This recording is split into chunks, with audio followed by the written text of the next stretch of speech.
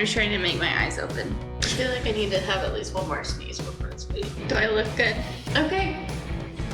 You started.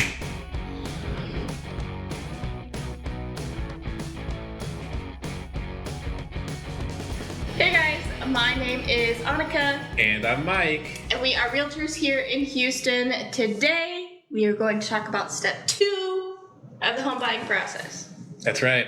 Step 2 of the home buying process. After you found us, your agent, you've gone ahead and reached out to a lender. You got to reach out to a lender, figure out your finances and expenses, and make sure you've got a solid plan moving forward. You want to be kind of tracking your credit as you go along, of having an idea of where it is, making sure you're not making any huge purchases on credit. You don't want to go ahead and buy that furniture for the new house until after you are closed on that new house.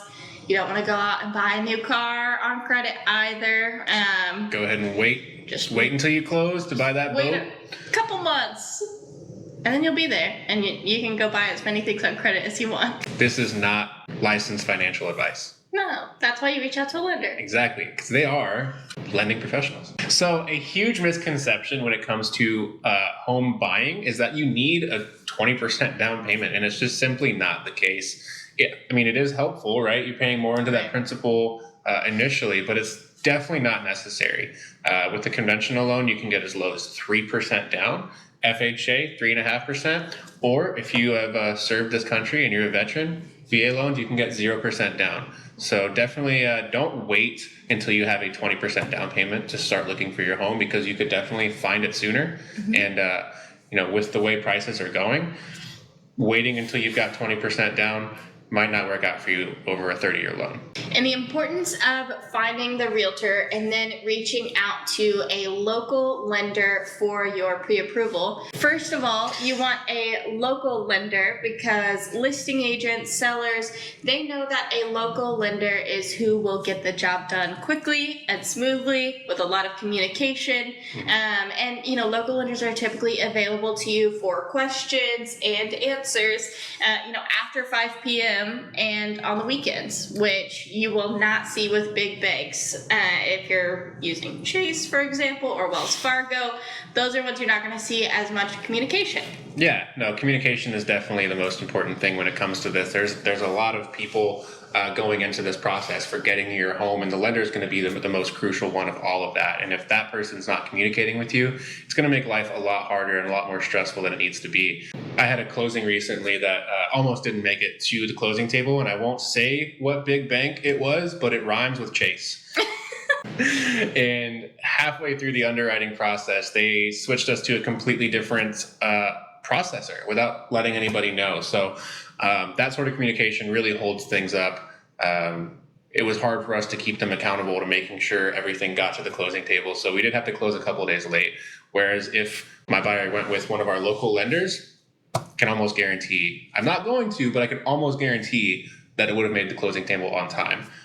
It worked out in the end. We made it to the closing table, but a lot more stress that needed to happen.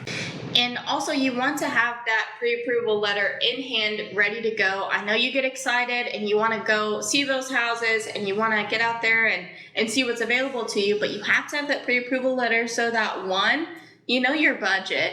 You have the max amount, it's not the goal, it's the max, right? But looking at homes in that budget, first of all. And then also, whenever we are going to put in offers for you, you do have to have that pre-approval letter to prove to the listing agent and the seller that you are ready to go.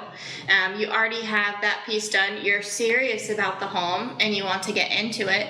And just, really showing that you have the funds available. So they trust you to move forward.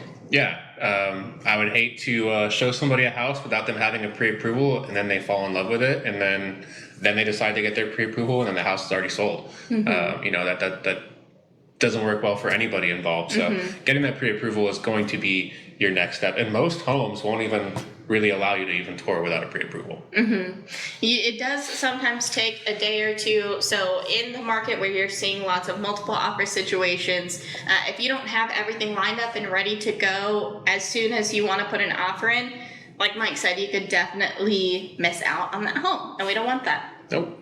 We want to get you in your dream home. But you got to help us help you. So go get that pre-approval. And come back next week for step 3. We are excited to be sharing with you the home buying process throughout the next few weeks.